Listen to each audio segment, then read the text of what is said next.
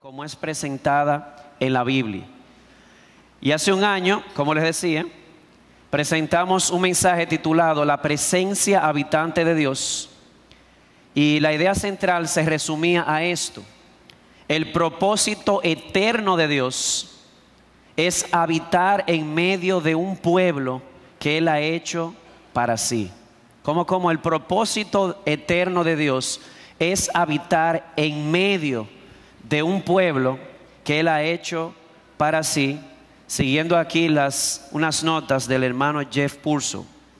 Y esa verdad, ¿cuál verdad? La de que Dios quiere habitar en medio de un pueblo que Él ha hecho para sí, la vimos reflejada en 5 imágenes de la historia de la salvación. La vimos en el jardín, Génesis 1 al 3, y podemos visualizar Génesis 3:8, cómo Dios descendió y su voz se paseaba en medio del huerto.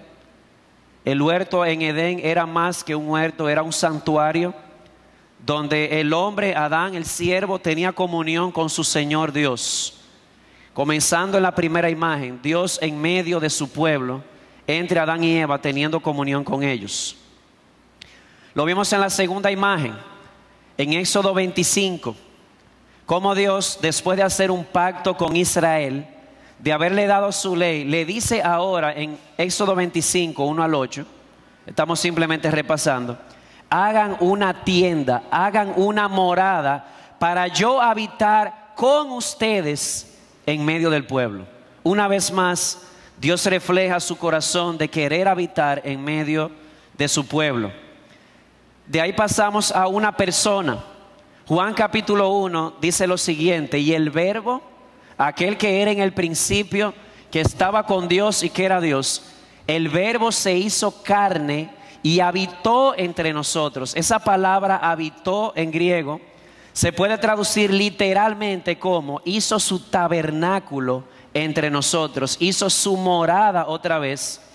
De hecho, uno de los títulos con el que Jesús es mencionado en la Biblia es Emmanuel, que significa Dios con nosotros otra vez. De ahí pasamos a un pueblo, hablando de la iglesia. En 1 Corintios 3 se presenta la iglesia como el templo de Dios, al igual que en Efesios 2, en el cual Dios mora por medio de su Espíritu. Y aquí damos un upgrade, como le dicen en inglés, un adelanto en esto, porque en el antiguo pacto Dios estaba en una tienda llamada templo, tabernáculo, en medio de su pueblo. Pero ahora en el nuevo pacto Él no mora con su pueblo solamente, sino también en su pueblo. Su pueblo es el nuevo templo, en el cual Dios mora por medio de su Espíritu. De modo que una vez más Dios con y ahora en su pueblo. Y el clímax de estas imágenes la tenemos en la santa ciudad, Apocalipsis 21 y 22, donde se nos dice literalmente que el Señor estará allí y enjugará las lágrimas de sus ojos. Allí no habrá más maldición, más dolor, más muerte, porque las primeras cosas pasaron. Y por medio de esas 5 imágenes vimos qué hay en el corazón de Dios. Él quiere morar en medio de su pueblo, un pueblo que Él ha creado para sí mismo. Y este es nuestro punto de partida. Esto es un repaso de una administración anterior. Si no se acuerda o no estuvo, le estimulamos a que la busque en la página. Pero este es nuestro punto de partida para el tema de esta noche, el reino de Dios. En Apocalipsis 21 y 22, donde está la última imagen que mencionamos, de Dios personalmente, en la persona de Jesús, está literalmente presente en el nuevo cielo, en la nueva tierra, en medio de su pueblo. Y en ese cuadro se presenta un trono en la santa ciudad de donde fluye un río. Y esa conexión entre la presencia de Dios y el trono de Dios sugiere una relación muy importante. ¿Cuál relación? Esta relación entre su presencia y su trono sugiere que el propósito de Dios al morar en medio de su pueblo es establecer su reino, es decir, establecer su autoridad sobre todo ser humano en la tierra. Vuelvo y repito, hay una conexión entre su presencia. Él quiere estar en medio de su pueblo, pero la conexión de su presencia y su trono sugiere que Él quiere estar presente en medio de su pueblo para establecer su reino, su autoridad sobre su pueblo. Y este tema del reino de Dios es vital, hermanos. Tan vital que en palabras del hermano Sam Waldron, la Biblia es básicamente el libro del reino. La venida del reino, dice Sam Waldron, es el pensamiento fundamental de toda la Biblia. ¿Cómo así? Bueno, que si usted toma la Biblia de Génesis a Apocalipsis, posiblemente el tema central que la una es el tema del reino de Dios. Dios no solamente quiere estar en medio de su pueblo, Él quiere estar en medio de su pueblo para gobernarlo, para establecer su reino, su dominio y su autoridad allí. Así que, si este tema es tan importante, hermanos, una comprensión apropiada sobre la teología bíblica del reino de Dios me va a dar una comprensión apropiada sobre cada parte de la Biblia. Si yo entiendo el tema central de la Biblia, que es el reino de Dios, entonces las partes de la Biblia va a ser más fácil entenderlas o entenderlas de una manera apropiada y unificada. A veces vemos la Biblia como una colección de temas y no vemos un tema central que la unifica y que nos permite interpretar cada parte de la Biblia de una manera apropiada. Pero en resumen, o en pocas palabras, ¿qué es el reino de Dios? Ya hemos dicho que Dios quiere establecer su presencia. ¿Para qué? Para establecer su trono, su reino y su autoridad. Y que el tema del reino de Dios es el pensamiento fundamental de toda la Biblia. Y para entender la Biblia es necesario entender este tema. Ahora bien, si el tema es tan importante, hay que manejar los conceptos. ¿Qué es el reino de Dios? Tengo dos textos en pantalla. Y de esos textos vamos a sacar una palabra básica que nos puede ayudar a entender el concepto del reino. Porque a veces se nos habla de reino y ¿en qué pensamos? En un pedazo de tierra, simple y sencillamente. Pero vamos a ver que eso es parte, pero no lo es todo. El Salmo 145:13 dice: tu reino, ahí está la palabra, es reino por todos los siglos. Y ahora agrega: y tu dominio permanece por todas las generaciones. Una nota técnica, pero puede ayudar a la hora de interpretar, es que en la poesía hebrea se usan los paralelismos. ¿Qué es un paralelismo? En este caso, un paralelismo sinónimo. ¿Cómo así? En una línea le da una idea y en la próxima línea le da la misma idea, pero con otras palabras. Y eso ayuda mucho a entender. Porque si vamos a buscar una palabra sinónima de reino en este texto, sería la palabra dominio.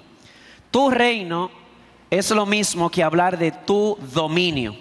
Y la misma idea la vemos en Daniel capítulo 4, versículo 34, que registran las palabras de un hombre que en un momento se creyó que tenía el reino del universo y Dios lo hizo como una bestia por 7 tiempos. Cuando su razón le fue devuelta, él entendió quién es el que manda. Dice Daniel 4:34, pero al fin de los días, yo, Nabucodonosor, al fin de los días se refiere, cuando ya pasó ese tiempo, que él duró 7 tiempos como una bestia, como un burro, como una vaca, no sabemos. 7 tiempos puede ser 7 meses, 7 años, no sabemos. Pero sí sabemos que el hombre perdió la razón y cuando él recobró la razón al final de esos días, alzó sus ojos al cielo, dice él, y recobré mi razón y bendije al Altísimo. Oh, Nabucodonosor no es el Altísimo, Dios es el Altísimo. Y alabé y glorifiqué al que vive para siempre. ¿Y por qué? Porque su dominio es un dominio eterno y su reino permanece de generación en generación. Una vez más, vemos cómo la palabra reino es sinónimo de la palabra dominio. Dominio es una palabra apropiada para entender a qué se refiere la palabra reino. Dios quiere morar en medio de su pueblo. ¿Para qué? Para establecer su reino, su dominio o soberanía o reinado en medio de su pueblo. Ahora bien, el tema del reino en la Biblia tiene dos aspectos. Es muy importante que lo entendamos. Por eso les pido que, aunque sea muy teológico, lo teológico es nuestro sustento, ¿verdad? Para lo que creemos. Así que prestemos un poco de atención a lo que vamos a decir. Voy a tratar de ser lo más explícito. Perdón, se me fue la presentación. Me salió aquí. Ahí va. Sus dos aspectos. En primer lugar, tenemos... Un segundito, estoy esperando que avance. Ahora sí. Tenemos el aspecto eterno e inmutable. ¿A qué se refiere eso? ¿Qué significa la palabra reino? Dominio. Y hay un sentido en el que Dios siempre ha tenido el dominio, el control y la soberanía absoluta de todo el universo. Dicho de otra forma, en el universo las cosas siempre se han hecho como Dios dice, cuando Él dice y lo que Él dice. Él es Dios. Y en ese sentido su dominio es eterno. Siempre ha tenido el control absoluto. Dice el Salmo 93, 1 y 2. El Señor reina. Fíjense que no dice reinará. Reina. Vestido está de majestad. El Señor se ha vestido y ceñido de poder. Ciertamente el mundo está bien afirmado, será inconmovible. Y fíjense ahora, desde la antigüedad está establecido su trono. Tú eres desde la eternidad. Así que hay un aspecto del reino que es eterno. ¿Por qué? Porque Dios siempre ha hecho lo que Él ha querido, como Él ha querido, cuando Él ha querido, porque lo ha querido así. Dios es Dios, Él siempre ha tenido el control absoluto de su creación. Sin embargo, eso no quita que hay un aspecto del reino que es histórico y que se está desarrollando. No es eterno e inmutable, sino histórico y desarrollándose. Cuando hablamos de ese aspecto, ¿a qué nos referimos? Al hecho de que aunque Dios tiene el control absoluto de su creación desde siempre, hay un sentido en el que el reino de Dios se desarrolla, fluye y crece de manera gradual hasta que toda persona se someta al señorío de Dios. Yo quiero que veamos estos dos aspectos con un ejemplo. Dice el libro de Proverbios: el corazón del rey está en la mano del Señor. A todo lo que quiere lo inclina. Los reyes hacen lo que Dios quiere que ellos hagan. Y a veces ese es lo misterioso de la providencia divina. Cómo Dios tomó un rey pagano y lo usó para llevar a cabo su propósito sin ese rey saberlo. ¿Por qué? Porque Dios siempre ha tenido el control absoluto de la creación. Pero miren ahora el otro aspecto. Una cosa es que Dios usó a un rey malvado para llevar a cabo su propósito. Y del otro lado, ¿qué tenemos? A ese rey diciendo: Señor y Dios, de ahora en adelante yo voy a hacer tu voluntad. ¿Pueden ver los dos aspectos? En un aspecto, Dios siempre ha hecho lo que ha querido. Dios siempre ha tenido el control. Y por otro lado, la voluntad de Dios va fluyendo hasta que toda persona se someta a la voluntad de Dios y diga: sí, Señor, en mi vida, con mi dinero, con mi sexualidad, con mi trabajo, con mis estudios, en mi vida se hace lo que tú digas. ¿Sabe por qué? Porque tú eres el rey. ¿Pueden verlo los dos aspectos, hermanos? Dios siempre ha hecho lo que ha querido, pero por otro lado, el ser humano, creado por Dios y a su imagen, está en la obligación por creación y también porque le conviene de aceptar la voluntad de Dios en su vida, que en su vida se haga lo que Dios quiere. Y ese va a ser nuestro enfoque. El enfoque de este estudio es más el reino de Dios en su sentido histórico. ¿Y quieren verlo en su sentido histórico? Ustedes esta noche. ¿Por qué están aquí sentados? Diría la gran mayoría, los miembros de la iglesia, porque ustedes, no solamente hermanos, han reconocido que Dios hace lo que Él quiere, sino porque también han dicho: sí, Jesús, en mi vida se va a hacer lo que tú digas, así que habla que tu siervo escuche, o que tu sierva escuche. Y es ese aspecto histórico que quiero resaltar. ¿Y cuáles son los elementos del reino de Dios? Hay 3 elementos que vamos a mencionar siguiendo las notas del teólogo australiano Graham Goldsworthy, que son el pueblo, el lugar y el gobierno. Los 3 elementos del reino de Dios en su sentido histórico son el pueblo de Dios, en el lugar de Dios y bajo el gobierno de Dios. Ahora bien, esos son los 3 elementos: pueblo, lugar y gobierno. Y eso lo vamos a ver en 8 fases del reino de Dios a través de toda la Biblia. Yo os lo dije que los 8 puntos no eran en coro. ¿Qué es lo que hemos dicho? El reino de Dios se refiere a dominio. El dominio de Dios tiene 2 aspectos: uno histórico, uno inmutable y eterno, otro histórico que se está desarrollando. Hay 3 elementos en ese reino histórico: pueblo, tierra y gobierno. Y hay 8 fases donde vamos a ver todo eso.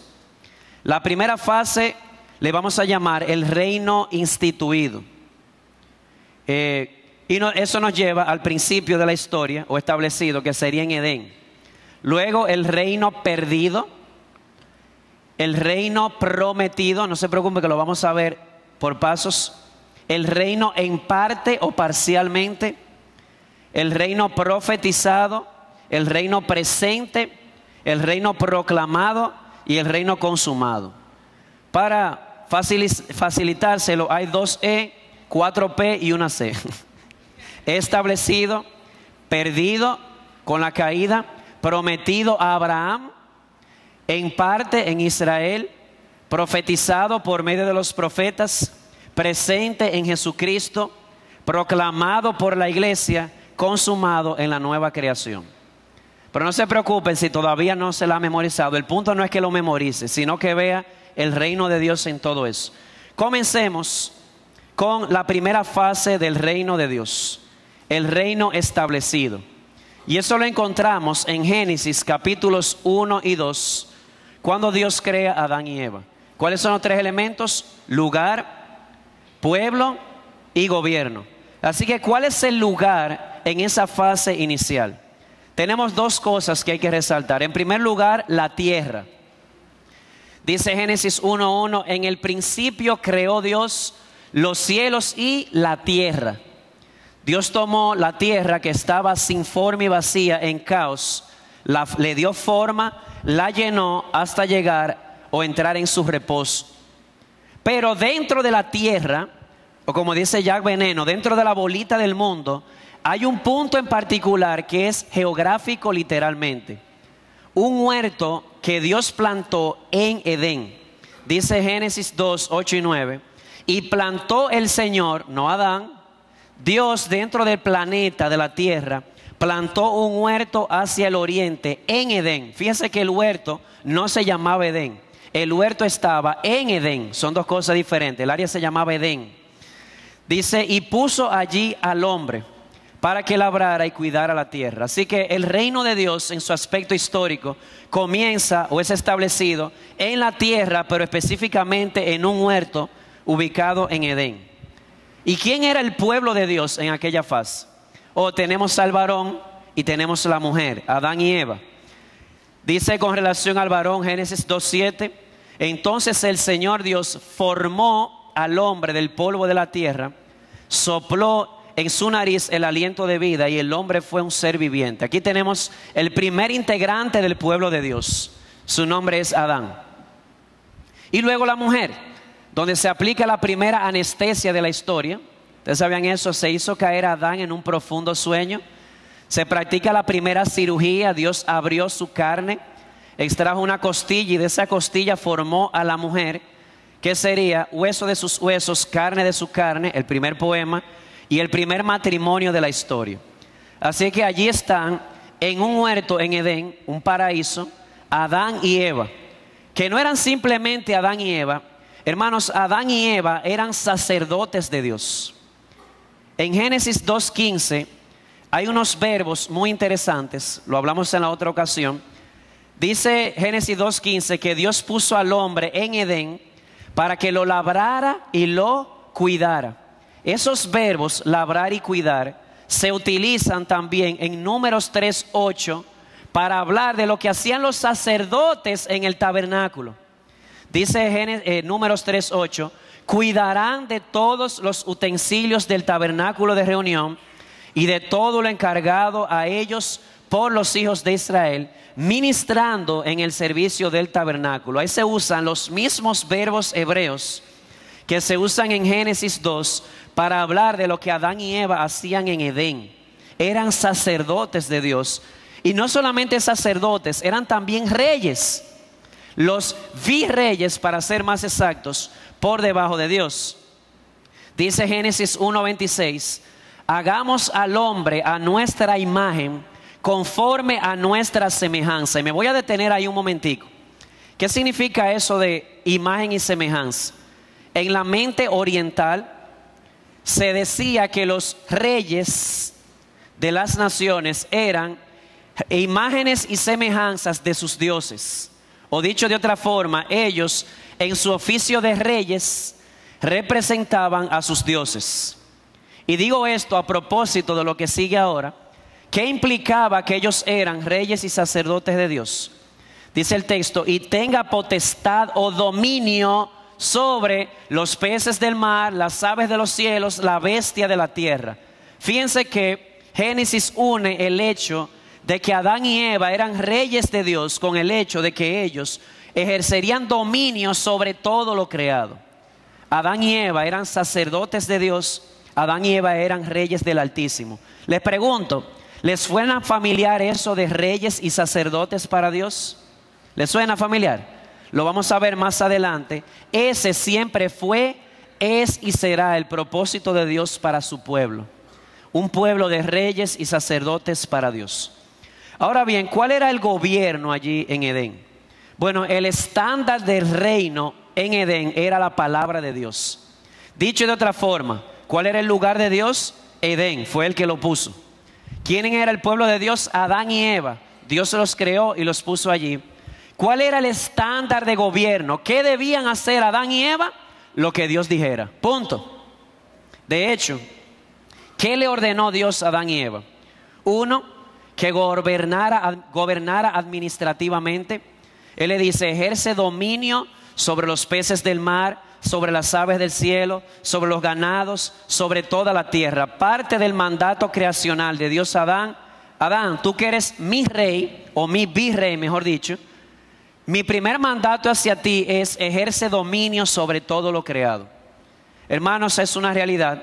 Está Dios que no tiene comparación. Y en esta creación, su creación especial es el ser humano. El ser humano vale más que el animal. Jesús dijo que ni un pajarillo cae a tierra sin su voluntad, cuanto más vosotros que valen más que ellas. Y así lo dice también en Mateo capítulo 6, cuando nos manda a evitar el afán o la ansiedad. Valemos más que el reino animal, el reino vegetal. Se le encomendó a Adán y Eva ejercer dominio. Además, se le dijo que llenara la tierra.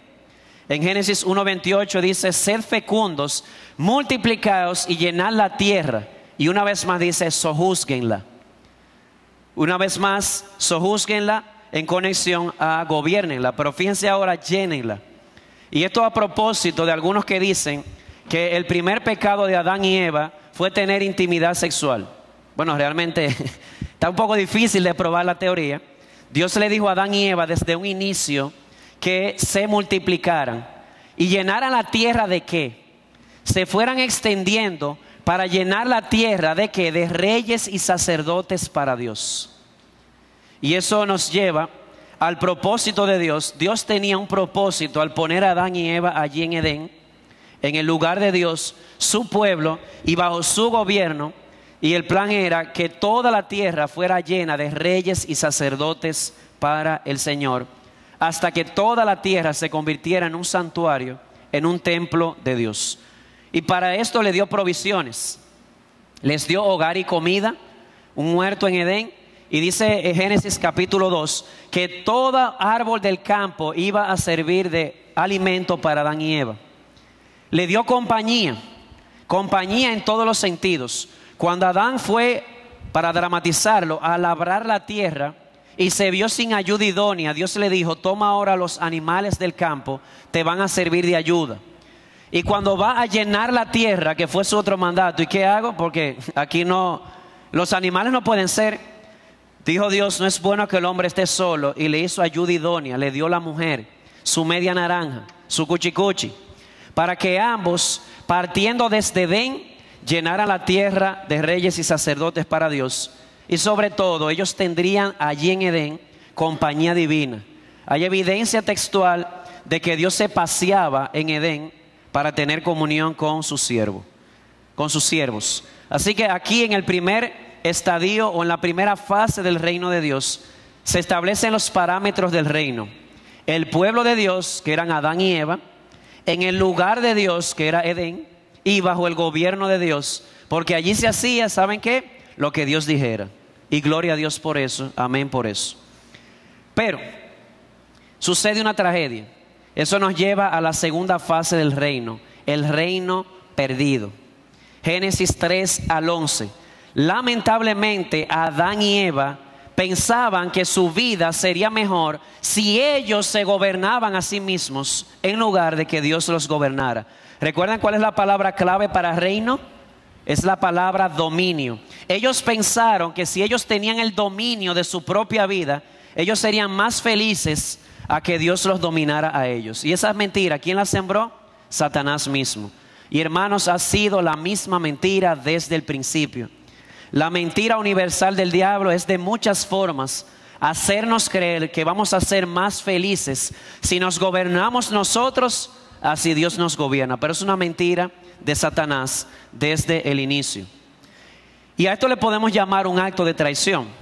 ¿Por qué? Porque el reino, ¿qué es el reino de Dios? El gobierno de Dios, el dominio de Dios sobre sus criaturas, de tal manera que sus criaturas se sometan a Él. Así que cuando ellos se rechazan el reinado de Dios, ellos no solamente transgreden la ley de Dios, ellos también cometen un acto de alta traición contra su creador. Estaban rechazando el dominio de aquel bondadoso Dios que los había creado y los había puesto ahí y les había dado mandatos para su beneficio, para el beneficio de ellos. Ellos, movidos por una motivación orgullosa. ¿Cuál motivación? Le creyeron al diablo cuando el diablo dijo: ustedes serán dioses. Y ellos prefirieron creerle al diablo, de tal manera que se rebelaron contra el dominio de Dios y dijeron de manera implícita: no queremos que este gobierne sobre nosotros, nosotros queremos gobernar nuestros destinos. Así que es un acto de alta traición. Y los resultados de esto fueron catastróficos. Esto lo voy a dar un poquito más rápido porque lo vimos la semana pasada en el sermón de la simiente prometida. En primer lugar, comienza el antagonismo humano. Ya se pierde la intimidad. Adán y Eva ya se ven de lejito y se quieren cubrir el uno del otro.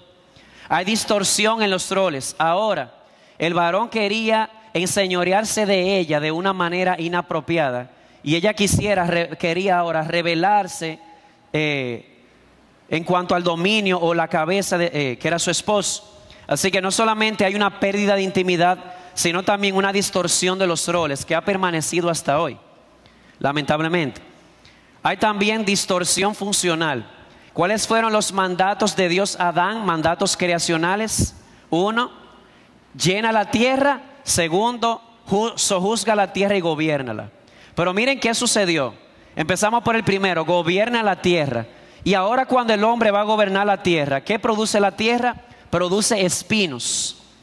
Es una manera de decirle: tú te rebelaste contra mi dominio, ahora la tierra se va a rebelar contra tu dominio.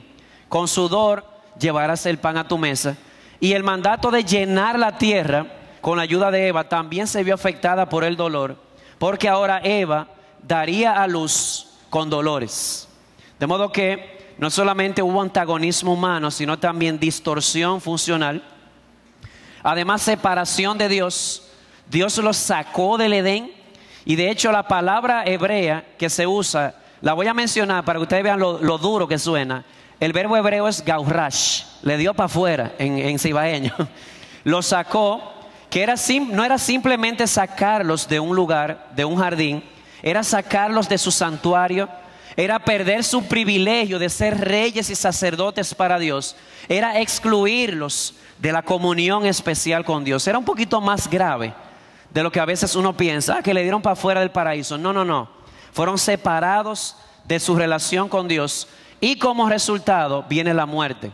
Dios le dijo a Adán: el día que comas de este árbol, que era la única prohibición, ese día morirás. Y como si fuera poco, a partir de ahí el pecado comienza a propagarse. Y sucede el primer asesinato de la historia, cuando Caín levanta su mano contra su hermano y lo mata. Vemos cómo ese pecado toma unas dimensiones cósmicas. En Génesis 6:5, ¿qué se nos dice? Vio Dios que la maldad de los hombres era mucha en la tierra, y que hasta el designio de los pensamientos del corazón de ellos era de continuo y solamente el mal. La tierra se llenó de una violencia tal que Dios tuvo que intervenir.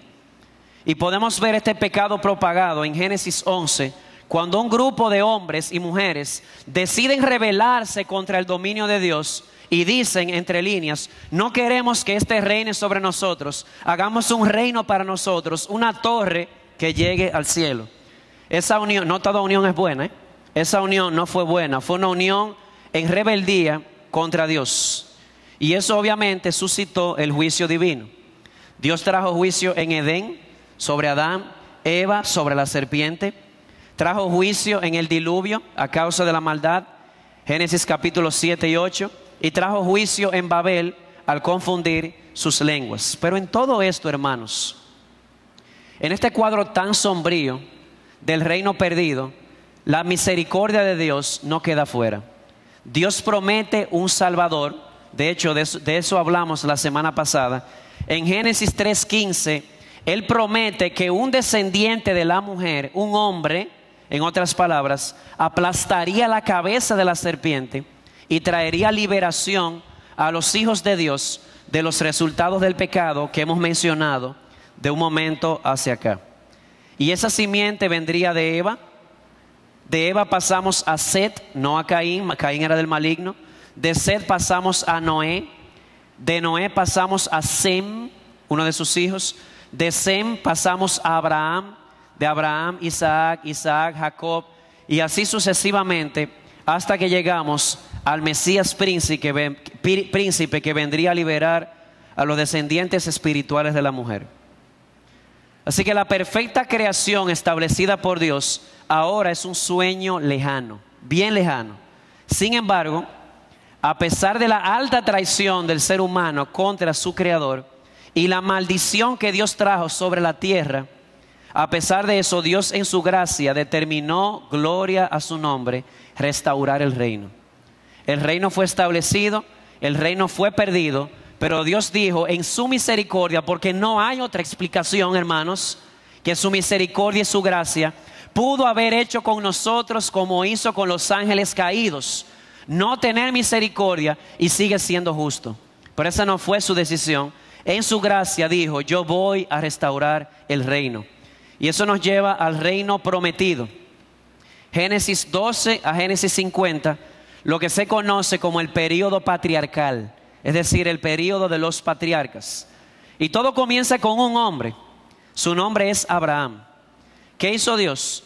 Dios llamó a Abraham, un hombre que era pagano, según Josué capítulo 23, y le promete, oigan esto, lo que le promete, que por medio de sus descendientes él iba a restablecer el reino y también iba a revertir la maldición de Génesis capítulo 3, versículo 17. Vuelvo y repito. Él escoge a un hombre en su gracia, un hombre pagano, al igual que sus padres adoraban otros dioses del otro lado del río, dice Josué. Lo tomó misericordioso y soberanamente y le dijo: yo voy a restablecer el reino a través de ti. Y no solamente eso, a través de ti yo voy a revertir la maldición de Génesis 3:17. Así que, ¿qué le promete? Le promete un pueblo. ¿Cuáles son los tres elementos? Pueblo, lugar y reino. Él le promete a Abraham: yo te voy a dar un pueblo. Génesis 17:17, él le dice que la nación que Dios le daría llegará a ser una nación grande y poderosa. ¿Qué tan grande y poderosa? Como las estrellas del cielo y la arena a la orilla del mar. ¿Alguna vez ha tratado de contar las estrellas? ¿Ha tratado de contar la arena? Dios se le dijo a Abraham, así será el pueblo que yo te voy a dar. Y no solamente eso, le promete que a ese pueblo le daría una tierra. Esa tierra es la tierra de Canaán. Le dice en Génesis 12:7, a tu descendencia yo le voy a dar esta tierra que tú estás pisando. Miren cómo Dios respalda cuando Él manda. Le dijo a Abraham, vete de tu tierra y tu parentela. Ahora le dice, esta será tu tierra para ti y para tus descendientes. Y eso se lo repite en Génesis 17:8. Y la pregunta es, esos descendientes de Abraham, que serían el pueblo de Dios, para morar en Canaán, ¿estarían bajo qué gobierno? Dios le dice a Abraham en Génesis 17, 7 y 8, y estableceré mi pacto entre mí y ti, y tu descendencia después de ti, en sus generaciones, por pacto perpetuo. ¿Para qué? Para ser tu Dios y Él de tu descendencia después de ti. Dios sería su Dios y ellos serían su pueblo. Así que ellos serían el pueblo de Dios bajo el gobierno de Dios y en el lugar de Dios, la tierra de Canaán. Y le agrega una promesa. Recuerden que Dios le prometió a Abraham no solamente restablecer el reino, sino también revertir la maldición. Así que le dice, y en tu simiente serán bendecidas todas las naciones de la tierra. Hermanos, pueden ver la fidelidad de Dios, su misericordia. Se pierde el reino y viene maldición. Dios le dice a Abraham, voy a restablecer el reino a través de ti y voy a revertir la maldición a través de un descendiente tuyo. Así que Dios prometió a Abraham que sus descendientes serían el pueblo de Dios para habitar en Canaán, el lugar de Dios, y bajo el gobierno de Dios, Él sería su Dios y ellos serían su pueblo.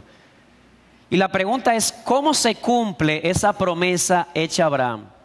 Bueno, se cumple parcialmente en Israel.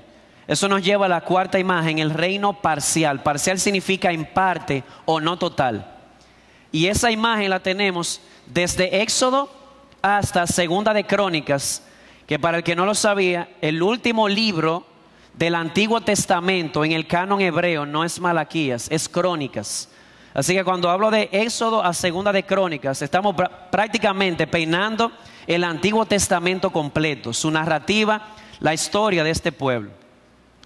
La promesa de Dios a Abraham de que restablecería el reino se cumple de manera parcial, aunque no total, en Israel. ¿Y qué tenemos en Israel? Israel se convierte en el pueblo de Dios, como le había dicho a Abraham. Dios le dijo a Abraham, haré de ti una nación grande y poderosa. Y ahora toma a la descendencia de Abraham, que está en Egipto por 431 años, y les promete un libertador. Ese libertador sería Moisés. No solamente les promete un libertador, también les da la Pascua. ¿Qué es la Pascua? Dios degolló corderos para que ellos fuesen absueltos. De hecho, hasta las puertas se pintaron con sangre, los dinteles. Allí los corderos tomaron el lugar de los primogénitos. Además, los saca de Egipto y según Éxodo 14 y 15, ellos cruzan a pie el Mar Rojo. Y cuando Él los cruza, Él no solamente los libera, Él también les da una identidad.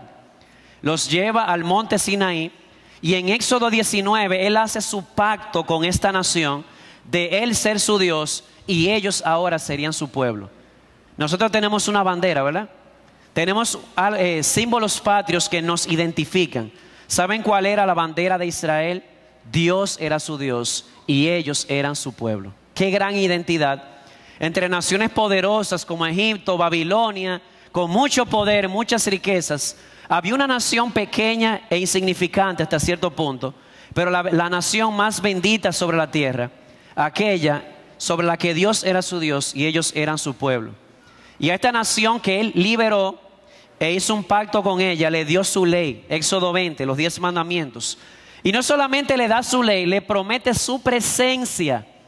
En Éxodo 25 Él les dice, hagan un tabernáculo para que yo more o viva en medio de ustedes. De modo que nosotros tenemos como Dios en el Éxodo libera al pueblo. Luego Dios exige al pueblo que Él ha liberado cuando hace un pacto Y esto llega a su clímax cuando Dios, de manera generosa, bondadosa, misericordiosa, promete vivir en medio de su pueblo. Y noten, hermanos, que Dios primero liberó y después dio su ley. ¿Por qué es importante? Porque ese es el patrón de la Biblia. Dios no me da su ley para luego hacerme su pueblo. Mira, aquí están las leyes, si tú las cumples, te voy a hacer mi pueblo. Es al revés. Él primero salva a su pueblo y luego le da una ley para que vivan en santidad, como decía el pastor Arochi y mencionaba el pastor Luis también hoy en el culto de oración. Así que ahí está Israel, la descendencia de Abraham, que ahora se convierte en ¿qué? En el pueblo de Dios. ¿Para vivir dónde? En el lugar de Dios, en la tierra que Dios le había prometido a Abraham. ¿Qué le prometió Dios a Abraham? Yo le daré esta tierra a tu descendencia. Y oigan esto, Dios es fiel, Dios cumple sus promesas. Dice en Josué 21, 43 y 44, de esa manera el Señor dio a Israel toda la tierra que le había jurado dar a sus padres. Y la poseyeron y habitaron en ella. Y el Señor les dio reposo en derredor. ¿Qué significa reposo? En la última parte dice, el Señor entregó a todos sus enemigos en sus manos. Era parte del reposo. Dios le había prometido, la tierra será de ellos, y así fue, porque Dios es fiel. Sigue, ahí está este pueblo, la descendencia de Abraham, con quien Dios hizo un pacto, a quien le dio su ley, a quien le prometió su presencia, los llevó a su tierra, pero ¿quién los gobernaría ahora? Ahí en la tierra. La respuesta es, Dios gobernaría a su pueblo. ¿Y cómo lo gobernaría? Presten mucha atención porque aquí hay algo que se presta a mala interpretación, pero si se interpreta correctamente nos permite conectarlo con Jesús. Dios dio a su pueblo dos documentos. A ese pueblo que Él liberó, que lo llevó a Canaán, le dio dos documentos. Les dio las tablas de la ley, escritas por Dios mismo. Aquí están las tablas del pacto. Y después les da el libro de la ley que lo escribió Moisés. Así que ellos tenían dos documentos que eran su constitución: las tablas de la ley y el libro de la ley. Y la pregunta es, ¿quién se encargaría de hacer que el pueblo cumpla con eso? Y la respuesta es, era el plan de Dios que un rey humano se encargara de llevar a cabo la ley de Dios en su pueblo. Dice el libro de Deuteronomio, capítulo 17, versículos 14 al 20. Escuchen esto. Cuando entres en la tierra que el Señor tu Dios te da y la poseas y habites en ella y digas, pondré un rey sobre mí como todas las naciones que me rodean. Dios le dice, no hagas como las demás naciones. Cuando vayas a elegir rey, no uses como parámetro los parámetros de las naciones. Luego dice, y sucederá que cuando Él se siente sobre el trono de su reino, escribirá para sí una copia de esta ley en un libro y la tendrá con Él y la leerá todos los días de su vida. ¿Para qué? Para que no se desvíe del mandamiento ni a la derecha ni a la izquierda, a fin de que se prolongue sus días en su reino, Él y sus hijos en medio de todo Israel. Dios había dado su ley, pero había dicho que un rey humano sería el mediador de este reino. ¿Y saben cuál fue el problema? El problema fue que ellos hicieron exactamente lo contrario a lo que Dios había dicho. Dios dijo, cuando escojas rey, no lo hagas como las demás naciones. ¿Saben lo que ellos hicieron? Le dijeron a Samuel, en 1 Samuel 8, 4 al 8, queremos rey como las demás naciones. Explícame. ¿Y dónde está lo que Dios te dijo? Que cuando elijas rey no lo hagas como las demás naciones. Así que como producto de su rebeldía, ojo, su rebeldía no fue que ellos pidieron rey. Dios había dicho en Deuteronomio 17 que levantaría un rey, pero ese rey tenía que ser conforme al corazón de Dios. ¿Qué ellos hicieron? Eligieron un rey bajo su capricho y el resultado fue Saúl. Tengan ahí. Y Samuel se amargó. Dios le dijo a Samuel, Samuel, no te amargues, que al final no es a ti a quien te han desechado, es a mí. Habían desechado lo que Dios había establecido. Así que viene la traición, una traición de la que Josué había advertido cuando dijo, porque si os volvéis y os unís al resto de estos pueblos que permanecen entre vosotros y contraéis matrimonio con ellos y os juntáis con ellos y ellos con vosotros, ciertamente sabed que el Señor vuestro Dios no continuará expulsando a estas naciones de delante de vosotros, sino que serán como lazo y trampa para vosotros, como azote en vuestros costados y como espinas en vuestros ojos, hasta que perezcáis de sobre esta buena tierra que el Señor vuestro Dios os ha dado. Les había dado la tierra, pero les había advertido que si no eran fieles los expulsaría, y así lo hicieron. Rechazaron el gobierno de Dios, rechazaron la ley de Dios, quebrantaron el pacto de Dios y vinieron las consecuencias. Primero, el reino se dividió a raíz de lo que hizo Salomón. El reino del norte fue conquistado por Asiria. Piensen en esto, la nación de Dios ahora se divide por su rebeldía. El reino del norte lo conquista Asiria. Años después, el reino del sur, Judá, es conquistado por Babilonia. Jerusalén es destruida. El templo es saqueado y destruido. Y se puede escuchar aquella palabra trágica, Icabod. La presencia de Dios salió del templo y se retiró. Así que aquí tenemos, el reino parcial había desaparecido. Y en esos momentos en Babilonia, como Dios le había advertido al pueblo, si eran infieles, había muy poca evidencia de que ellos realmente eran el pueblo de Dios. ¿Por qué? Ya no estaban en el lugar de Dios, sino en el exilio, y enfrentaban el juicio de Dios. Pero aunque esto parezca tétrico, doloroso, ese no es el fin de la historia. ¿Por qué? Porque ahora, a través de una serie de profetas que lo tenemos entre Esdras y Malaquías, Dios promete por medio de ellos que su poderoso mover o intervención iba a traer salvación y establecería el reino, pero ya no sería de manera parcial, de manera total. ¿Y quién sería el pueblo en este reino perfecto? Ya no toda la nación de Israel, sino un remanente fiel. Dice Isaías 10, 20 al 22, pues aunque tu pueblo, oh Israel, sea como la arena del mar, solo un remanente de él volverá. La destrucción está decidida, rebosando justicia, pues una destrucción completa, ya decretada, ejecutará el Señor.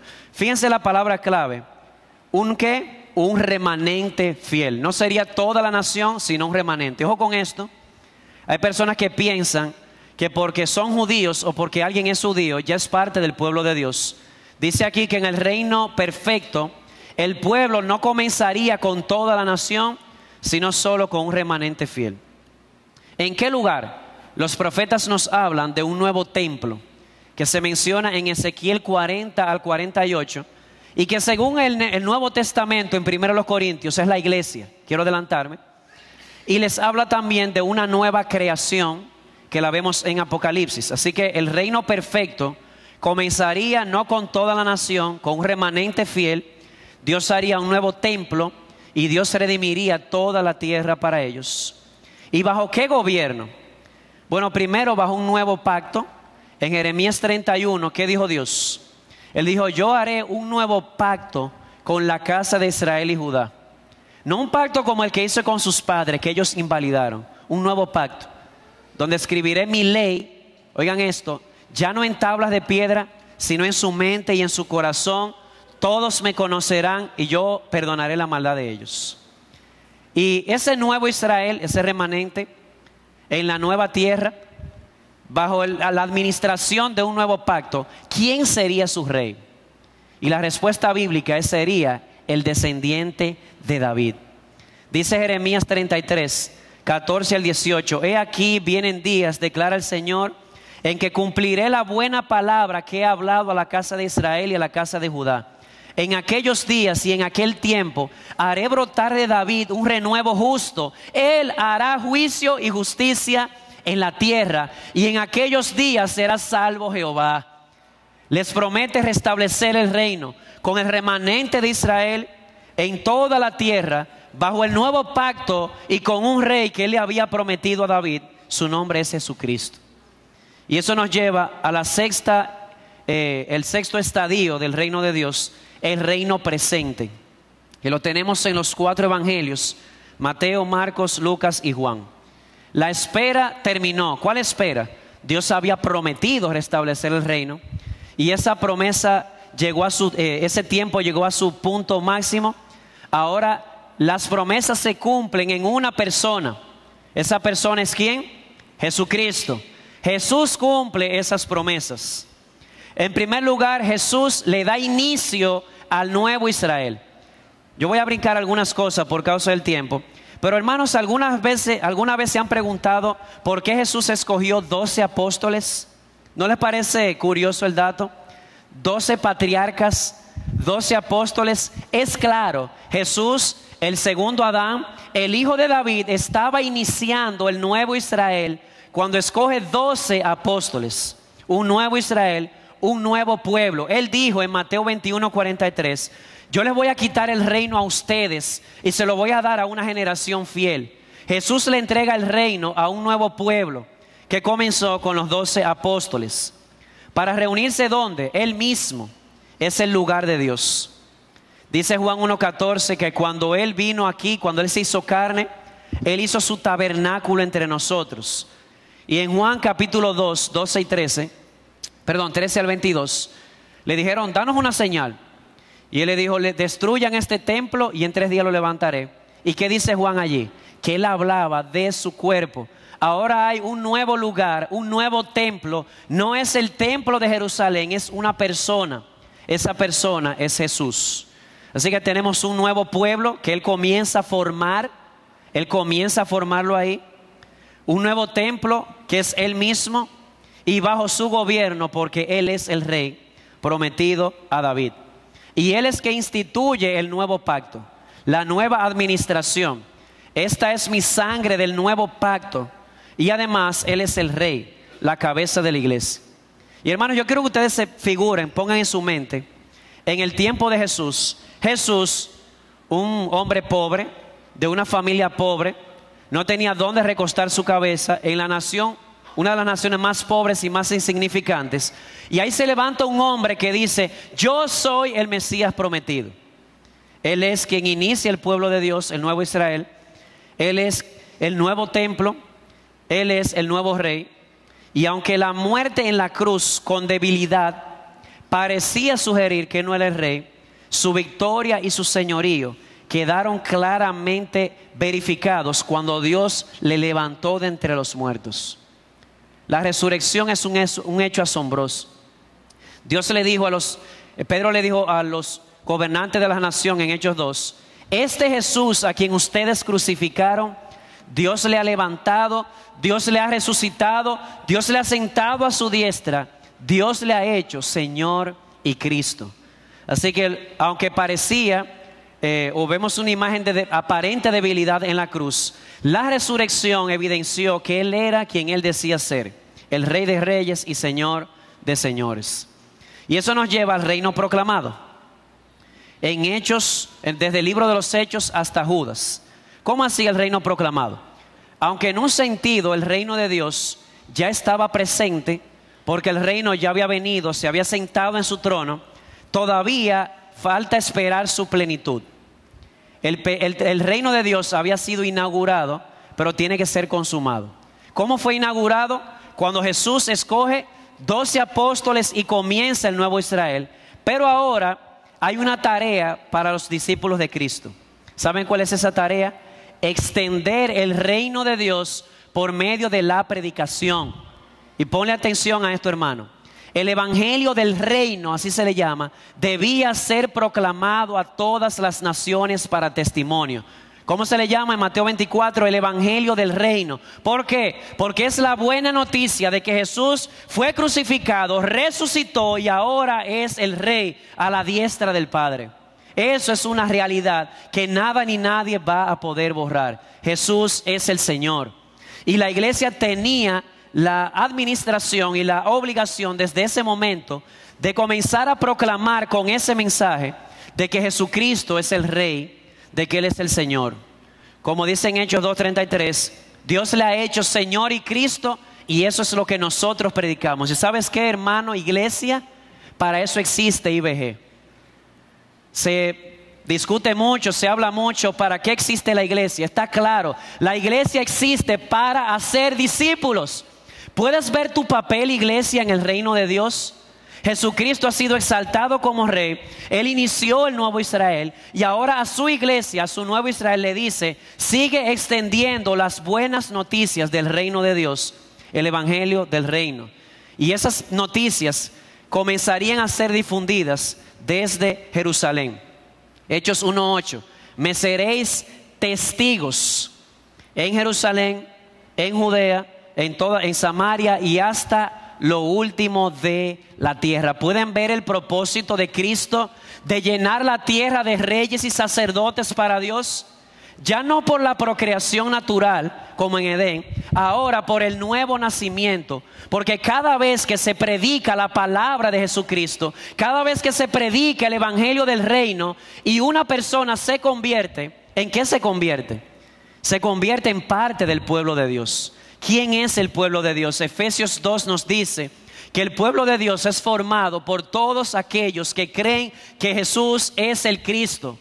No te dejes engañar, aunque no seas judío de sangre. Si has creído en la simiente prometida, ya eres un hijo de Abraham, heredero según las promesas. No te dejes engañar por los judaizantes. Tú eres parte del pueblo de Dios. Y en el lugar de Dios, ¿cuál es el lugar de Dios? Su templo. ¿Y cuál es su templo? ¿Un edificio físico? No. Primero los Corintios 16 nos dice que su templo es su iglesia. ¿Sabes cuál es el lugar de Dios? Cualquier lugar donde su pueblo se reúna. ¿Por qué? Porque ya Dios no mora solamente con su pueblo, sino en su pueblo. Y si el domingo que viene IBG se reúne a las orillas del yaque, ahí está la presencia de Dios. Ese es el pueblo de Dios en el lugar de Dios. No importa dónde estén. ¿Saben cuál es tu lugar, amado hermano, en el pueblo de Dios? La iglesia. Y que sea esto un estímulo para que no dejes de congregarte. Tú eres el pueblo de Dios y tú estás llamado a vivir en el lugar de Dios. El lugar de Dios es su templo y su templo es la iglesia. ¿Y bajo el gobierno de quién? Bajo el gobierno de Jesús. Él es el rey, dice Efesios capítulo 1, versículo 22. Y sobre todas las cosas lo dio por cabeza a la iglesia. ¿Quién es la cabeza de la iglesia? Jesús, el rey prometido. Así que una vez más, el pueblo de Dios, los verdaderos creyentes, en el lugar de Dios, el nuevo templo, la iglesia, y bajo el gobierno de Dios. ¿Cuál es el gobierno de Dios? La palabra de Cristo. ¿Qué dijo Jesús en la gran comisión? Prediquen el evangelio, el que crea sea bautizado, y luego, ¿qué dice? Enséñenle que todas las cosas que yo les mandé a guardar. ¿Por qué? Porque Él es el rey, Él es la cabeza y en su iglesia se hace lo que Él diga.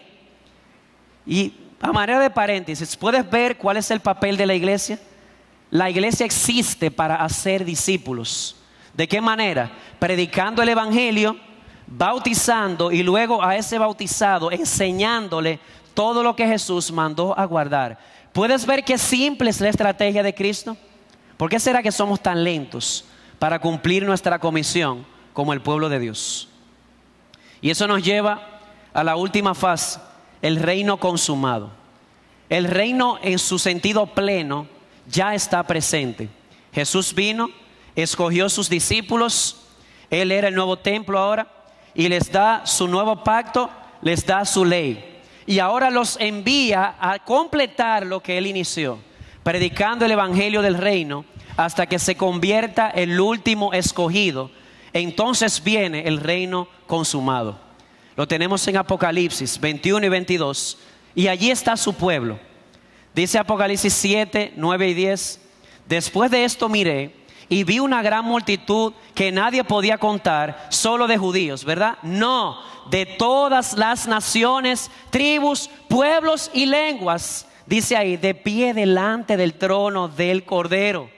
Allí está el pueblo de Dios en la fase final de este reino, en la fase consumada. Creyentes de toda lengua, tribu y nación.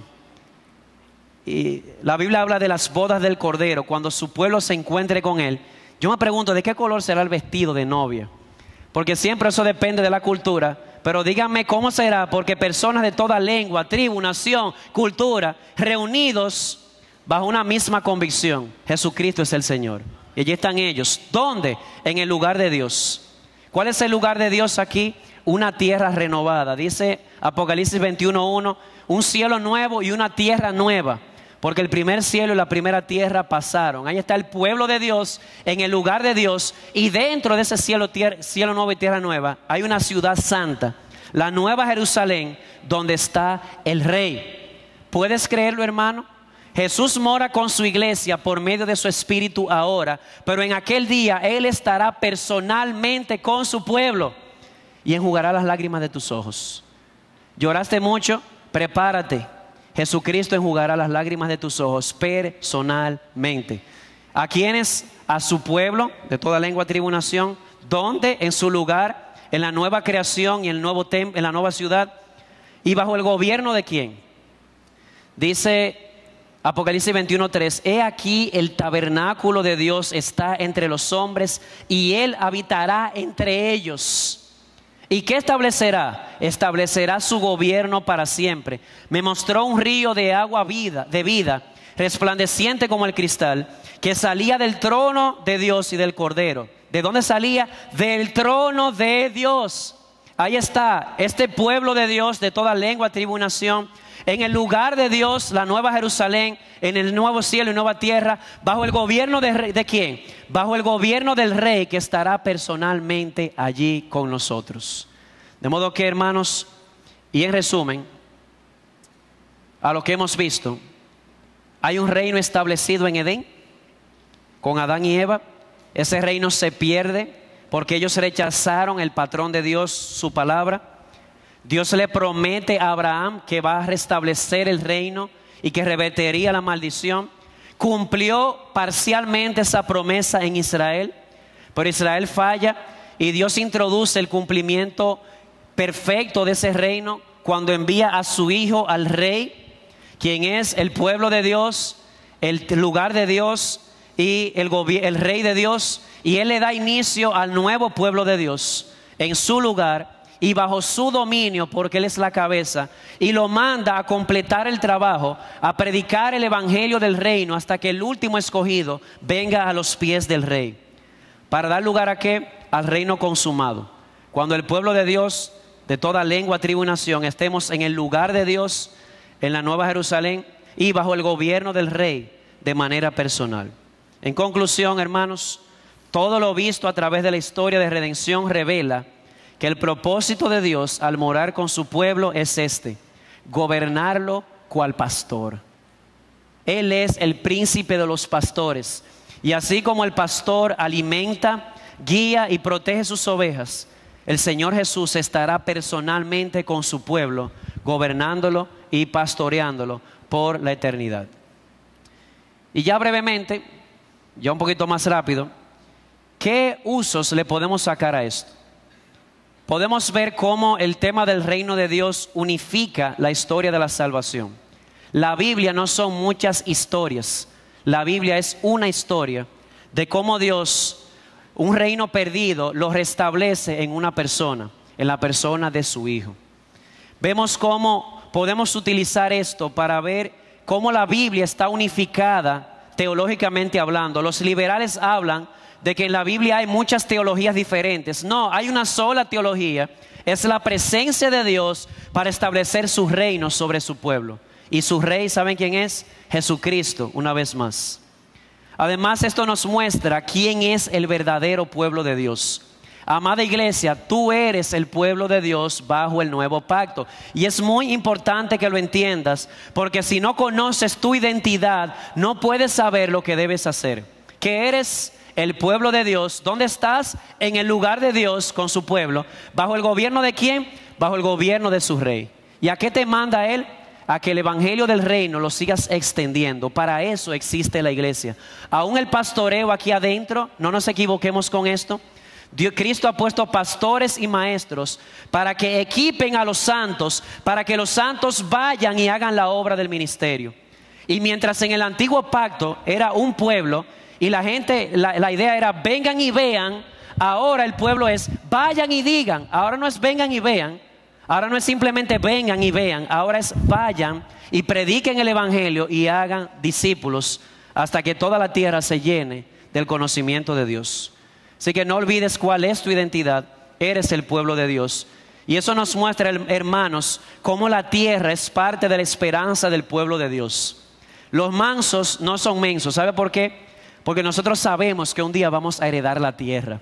Somos el pueblo de Dios y estaremos en el lugar de Dios, el cielo nuevo y la tierra nueva, cuando la tierra sea renovada y el clímax bajo el gobierno de Dios. Todo esto nos recuerda que el gobierno de Dios es nuestra identidad como pueblo. ¿Qué somos nosotros? La iglesia. ¿Qué es la iglesia? El cuerpo de Cristo, que es su cabeza. ¿Quién nos gobierna? Jesucristo. ¿Por qué razón ser generoso cuando das tu dinero? Porque tu rey te manda. ¿Por qué razón cuidar tu vida de pureza? Por amor a tu rey. ¿Por qué razón venir a los cultos? Por amor a tu rey. ¿Por qué resolver tus conflictos con tus hermanos? Por amor a tu rey. Todo lo que estamos llamados a hacer es por esto. Jesús dijo, enséñenle todo lo que yo mandé a guardar. La iglesia es el cuerpo de Cristo, Él es nuestro rey y aquí se hace lo que Él diga, para su gloria y nuestro gozo. Y amado amigo, yo espero, me refiero a ti que no eres creyente, que si no eres creyente, lo que hemos dicho te estimule a venir a Jesucristo. ¿A venir a dónde? A formar parte del pueblo de Dios, aquí en el lugar de Dios y bajo el gobierno de Cristo. Te aseguro, será la mejor decisión que tomarás en toda tu vida y en todo el universo. ¿Por qué? Porque Él ha venido para darte vida y vida en abundancia. No le creas al diablo cuando el diablo te dice que lo mejor es que tú gobiernes tu vida. No, lo mejor que te puede pasar es que Jesús te gobierne. Ábrele la puerta de tu corazón, aquel que murió en la cruz para salvarte de tus pecados. Ábrele la puerta para que Él también gobierne tu vida. Y Él sea la gloria en los cielos, en la tierra y en todo el universo, por los siglos de los siglos. Amén. Oremos. Padre bueno, te agradecemos, oh Señor, el darnos la oportunidad de estudiar estas palabras. Más propiamente lo que tu palabra nos dice acerca de tu reino, de tu pueblo, de tu lugar, de tu gobierno. Y es nuestra oración, oh Señor, en base a lo que hemos visto, que como tu pueblo tú nos ayudes a cumplir nuestra comisión de predicar el evangelio del reino. Y que como pueblo, Señor, tú nos ayudes cada día más a rendirnos a ti, porque tú eres el Rey. Si hay algo en nuestra vida, algún aspecto de nuestra vida que todavía no esté totalmente bajo el gobierno de Cristo, oh Señor, queremos rendirlo ante ti. Ayúdanos a hacerlo por tu Espíritu y por tu palabra. Y agrádate de traer en salvación a aquellos que están aquí que no te conocen. En el nombre de Jesús te lo rogamos. Amén.